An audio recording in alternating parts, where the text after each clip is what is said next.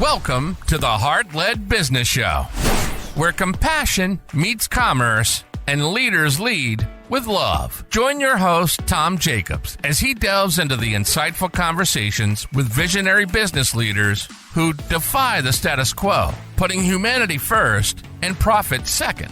From heartfelt strategies to inspiring stories, this podcast is your compass in the world of conscious capitalism. So buckle up and let your heart guide your business journey. Well, welcome back, ladies and gentlemen, business bosses and those with hearts as big as their dreams. Welcome back to the Heart-Led Business Show. I am joined today with John Mekrut, who is an avid science fiction lover of both books and movies, and is hooked on the Discovery Channel, and is also a skilled woodworker, having made a lot of his own furniture, loves to cook, and currently follows a primal paleo diet, which I would love to hear a little bit more about. And like myself, is very good at power napping. So welcome to the show, John, from The Balanced Brain, a neurofeedback training company. Thanks for joining today. My pleasure, Tom. Thanks for the invitation. I love the phrase, by the way, in the intro. I love the phrase conscious capitalism. So thank you for gifting me with that. Yeah, the AI is pretty good at making up those words. I love leveraging AI to speed things up. But tell me a little bit about your primal paleo diet and how that's maybe different than just regular paleo. It's a blend.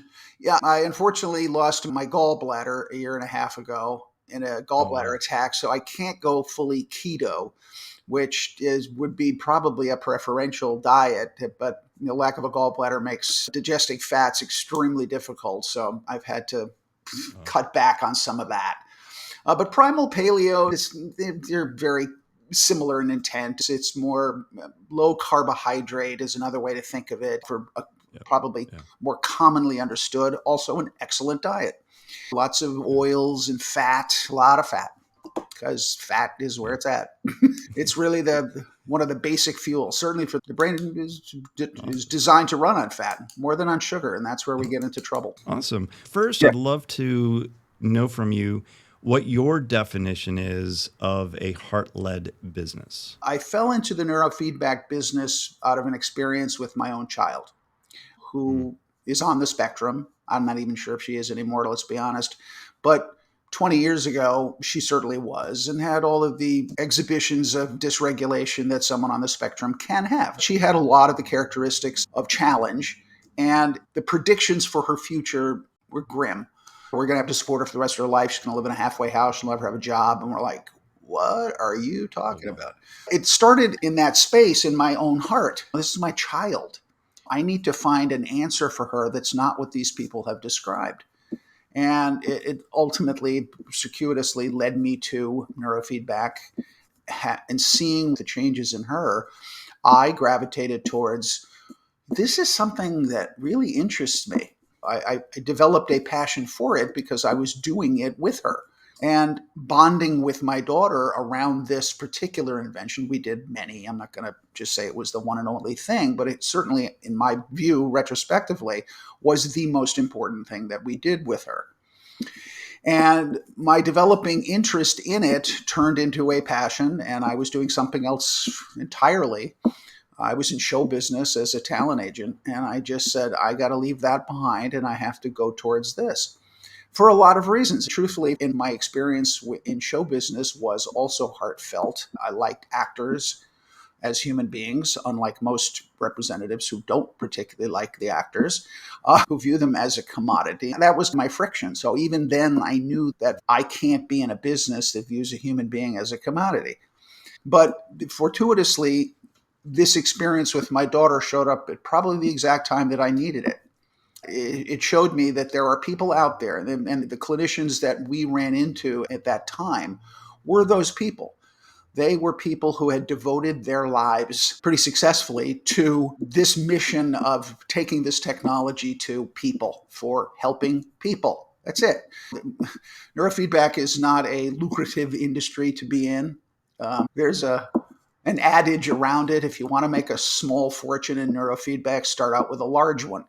And I think that's true because The folks that I know who have invested their own time and money and sweat going to the FDA to get clearances on devices and all of that have spent literally millions of dollars out of their own pockets to launch these products to make sure that they're safe and effective and all of that. And so that they're delivering to the clients that come to them a product and therefore a service that is safe and effective.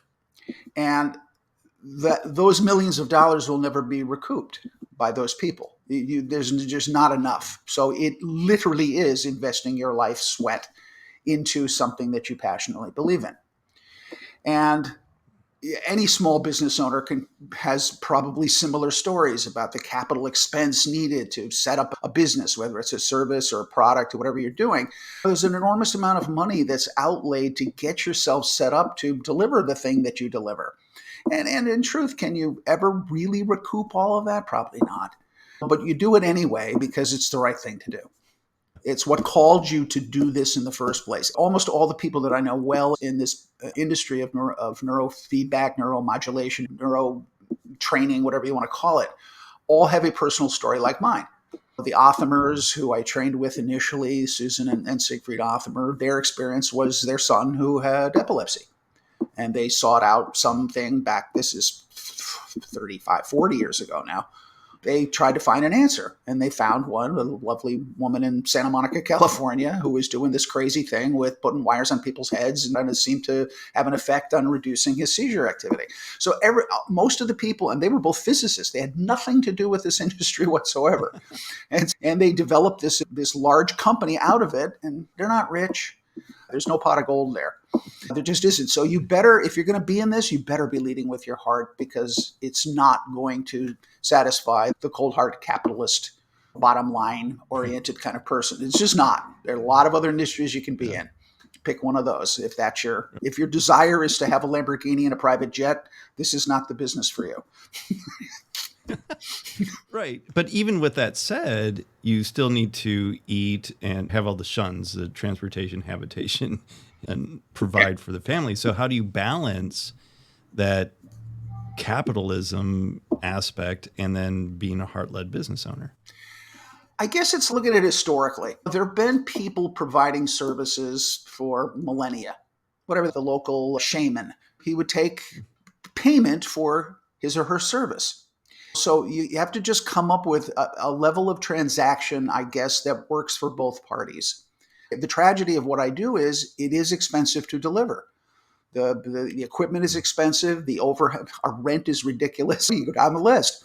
So there is an actual overhead to all of this. We pay our staff people pretty well. We're not paying minimum wage. Could I do it differently? Sure, I probably could do that. I don't want to.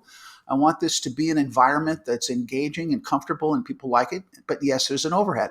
I try to explain it to people and they say, how much is this? I go, think about this. You're going to spend 6 months with us. This costs X to deliver. I just can't get around that. And the tragedy, again, of what we do is that there are people who literally cannot afford it. And how do we manage that? I'm not been successful yet. I've looked at ideas of setting up a nonprofit arm so I could take corporate and personal donations to help subsidize folks who can't afford it. That's an option to do. Social media fundraising. No, but truthfully, we're all looking for ways to help people pay for this relatively expensive service. Having said all of that, the cost of the challenges that people come into our world with are expensive as well. They're just not as visible. If you're struggling with focus and attention challenges in your work or in any aspect of your life, there's a cost associated with that, an economic cost. They've done actual studies on this and how much less people make over their lifespan when they're struggling with some kind of brain health / mental health challenge. And it's a lot. So you have to, but it's a hard one to quantify for the human being you're speaking to. So this is going to cost you $300,000 in less earned income over your lifespan. So in relative terms, what this costs at this particular moment is a small sum. But really, am I going to be that much better? Yeah, but you have to go through the experience to understand that. Yeah, absolutely. You had said something earlier that I took note of. that not treating the customer as a commodity. And the story about having maybe a cheaper rent, being able to just funnel people through. I see this like this conveyor belt of customers coming through, the nodes on their head, they go through blah, blah, blah. And it becomes this almost like a commodity. And that's opposite of what you want in your heart-led business. You want that experience. You want them to actually get the result Right. of what they're paying for, Right. versus just come in, pay me some money. I think people could make tons of money if they go down that route, but then the experience and the real value isn't there.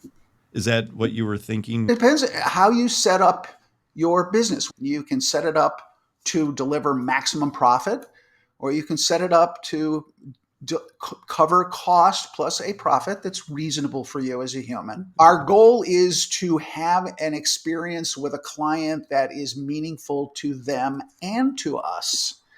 We really like our clients. We really get involved in their lives. We know a lot more about them sometimes than even they know, just because we've seen the inside of their head. But and that's a fun and mystical part, I have to say. That's a sidebar, but that's a fun part of what we do. When we do a QEG on somebody and we do a review call of the findings, we'll say something just within it. We notice this or that. Is this something that you challenge? And they've never told us before. Oh yeah, I have dyslexia. Oh, this little spot right here. Yeah, that would probably account for that challenge for you. And they never told us about it. So for them, they're like, oh my God, wow, this guy's. And I said, no, it's not a crystal ball. It really isn't. It's basic brain dynamics. We've seen it hundreds of times. That's why we ask these questions. Is this a challenge for you? It's not 100% accurate all the time, but it's accurate enough that it blows people away when we tell them something that they have not yet revealed to us. I literally I'd never have to meet the person, and I could probably run down a list of a good 12 or 15 items that I know, looking at the map, are probably challenges for them, even though they've never said 5 words to me. But again, it's not magic. It's brain circuit behaviors, and we've seen them repeatedly over decades. As an analytic, we know what's going on. Our interest in the experience with the client is about them. Because people say, are we going to do another map at the end so you can see how my brain changed? I said, yes, we will. But what's important here is not whether or not your brain circuits changed. They will change to a degree that we don't know. What's important in this is, how do you feel? How are you more capable now of going out in the world and being successful at whatever you want to do without being pushed around by forces that are beyond your control? We all know that. But to have the stability and the resilience to walk through this life confidently and have appropriate behaviors and have relationships that make sense. That's really what's important here. We're not about really fixing brain waves.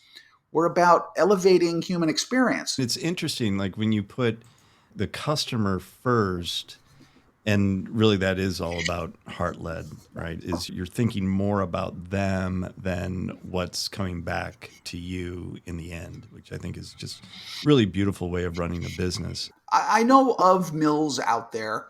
There are a few. Our industry has not been, good or bad, hasn't been glommed onto by venture capitalists. And again, because there's no patentable product here, there's no patentable thing, there's no drug at the end of the development pipeline that you're going to make $1 billion with. It is a service business like millions of others. And I don't think there's enough level of profit in it to interest venture capitalists, to be honest with you.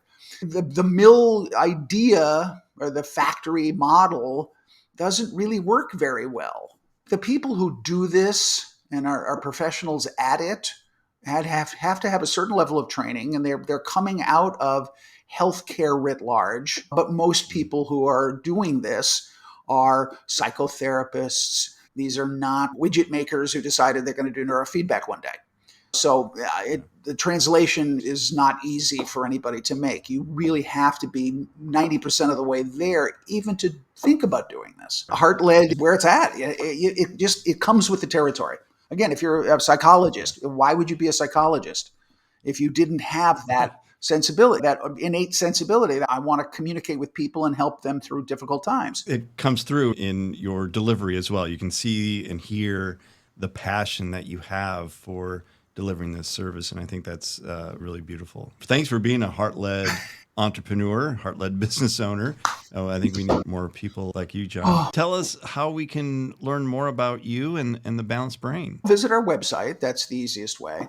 Tragically, we're a brick and mortar. So there's nothing remote about what we do. We can't do it on Zoom. We can't do it over the internet. That'd be interesting. Yeah. Well, and in fairness, there are people who do. It can be done. The challenges are daunting, but it can be done. Yeah. That's one of the unfortunate problems around neurofeedback and neuromodulation delivery is it's not very available outside of major metropolitan areas. I'm on all kinds of social media. I'm on LinkedIn. I'm on Facebook. And I've been dabbling with Instagram. I haven't dabbled with TikTok yet, and it looks like we may not even get the opportunity. So we'll find out what happens in Congress this week. But I'm on most of the social media platforms. You can certainly reach out that way, or you can shoot a message through our website. But it is, unfortunately, for folks listening, this is a Los Angeles experience. I'm definitely going to come see you the next time in LA, which might be as early as June or July of this year. I would love to come get my mind read by you, quite literally. I'm not sure not to scare the audience. We're not reading your mind. We're really not. And that's a common fear that people have in here. Oh, you're going to know what I think. No, we don't know what you think. We just know how your subconscious brain circuits behave. I don't know the content at any point in this experience. I have no idea what the content is. So you can have dark thoughts, joyous thoughts. Doesn't matter. I don't know what they are. I just know where the circuits are going. Cool. John, thank you so much for being on the show today. And as a message to our listeners, make sure that you are subscribing to the YouTube channel. If you're finding this on YouTube, if you could swing by and do a little rating and review, that definitely helps get the word out and have more people become heart-led business owners and get that support that they need to keep doing what they love to do.